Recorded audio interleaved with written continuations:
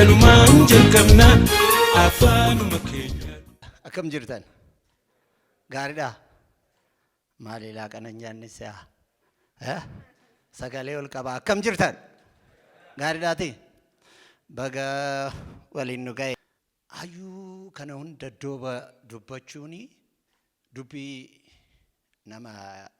namatti hirrisiisa. Maalinni nama baay'eetu asitti waltajjiitti dhufeetoo waa gaarii dubbachaa ba'e garuu isaan booda dubbachuuni maalan dubbadhe isaan booda. Kanaaf mammaaksa takkitti isinii mammaakee tananii waa'ee qubeedhaa xinnoo itti jechuun barbaada. Uummanni kun uummata guddaadha. Uummatni kun uummata bal'aadha. Baay'inaanis bal'inaanis uummata guddaadha. Haa ta'u malee akka baay'ina uummata kanaatitti miidiyaan qabu. Bara kana keessatti immoo barri kun bara dijitaaliidha. Dijitaal teekinooloojii keessatti maaltu barbaachisaa? Namni amma fakkeenyaa fi Oromoon uumammaa kun maal jedhaa? Gamasitti si jibbee gama naannaan dhufteedha. Odoo miidiyaan jiraatee namicha saffiira godhanii jiru. Namichi gamas jira miti? Gamasitti jibbee amma asii odoo namichaas hin dhufin, humna isaan fitin, qabeenya isaan fitin, anas as dhufeetoo akka hin rakkifne achumatti yaa obboleecha koo anis hin barbaadu. Ani karaa kiyyan deemaa atis karaa kee deemii jedheetoo ittime wanta san furmaata hin kennaafi ture. Garuu miidiyaan waan hin jiraanneef namichi suni dhufee namicha san rakkisee waa baay'ee wannoo godhee rakkina san booda wal baraniitoo edaa akkanaa hin beeknedha.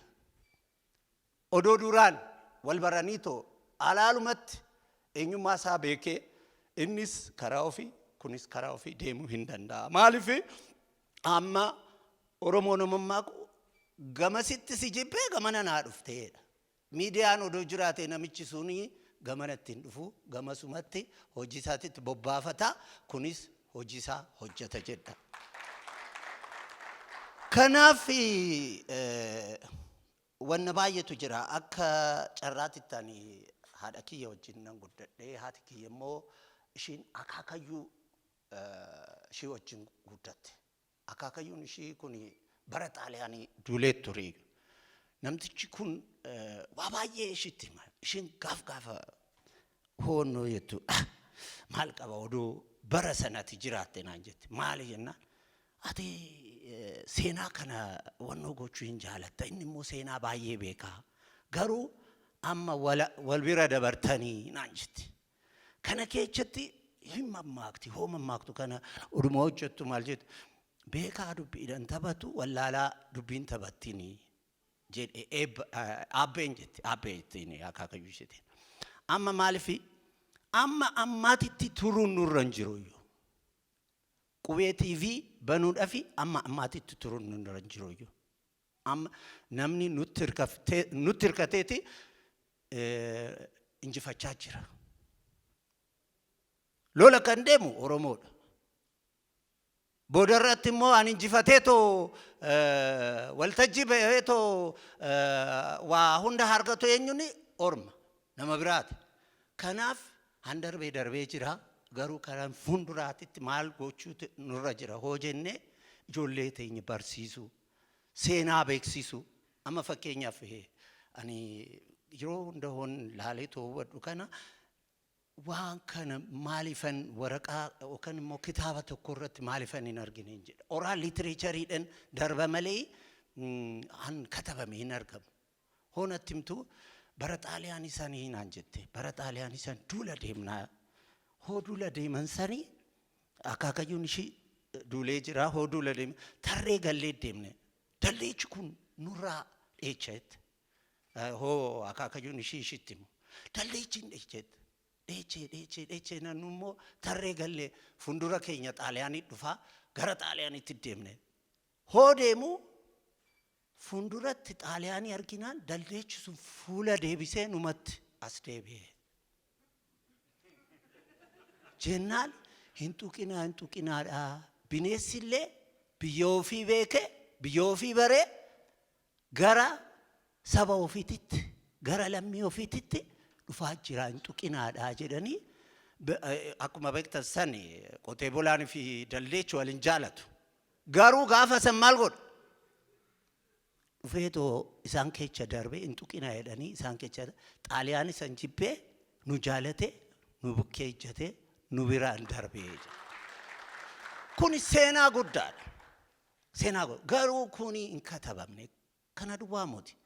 Seenaan Oromoo seenaa baay'eedha. Engaddaa takka wanno gochuu barbaadeetan ture Prime Media irratti gallakkiseetan ture. Amma Yekkaatit 12 jedhan san hoo yaadattanii Shaggar keechattu 6 kiilootti nama 30,000 dhume. Isa keecha Oromoon meeqa dhume odoo jettanii Oromootu baay'ata. Amma Xaaliyaanii asii ari'uudhaafis eenyutu gatii guddaa kaffalee hoo jettanii Oromoodha. Amma fakkeenyaaf yeroo san namni katamaa kana magaala kana dheechee gara Burraayyuutti gara Sabbataatti gara Sandaafaatti dheeche bara san hoo dheechuu kana ummata kana of keessaa baasii ummanni kuni dhikkama godheeti yakka godheeti asii bahee jira. Kanaaf ummata kana baaseenaan ummanni Oromoo maal jedhe?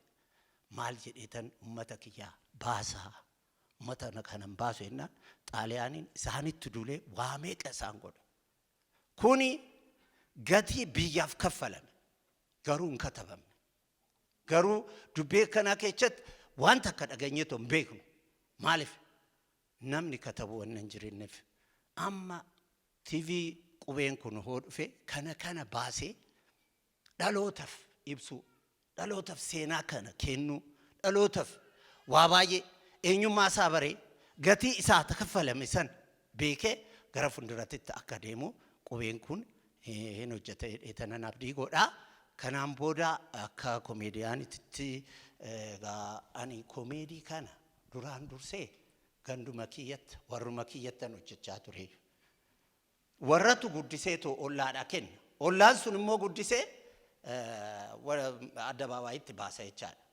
Addabaabayii hoon jedhu kana addabaabayiin afaan eenyuti akkanaan hin jenne. Adda jechuun adda. Baabayii jechuun baabayiidha. Addabaabayiin keenya. Maaf walloo goota amma fakkeenyaaf gaaf tokko sammuu keeyya keessatti hoo dhufu sim jedheetan hin yaada.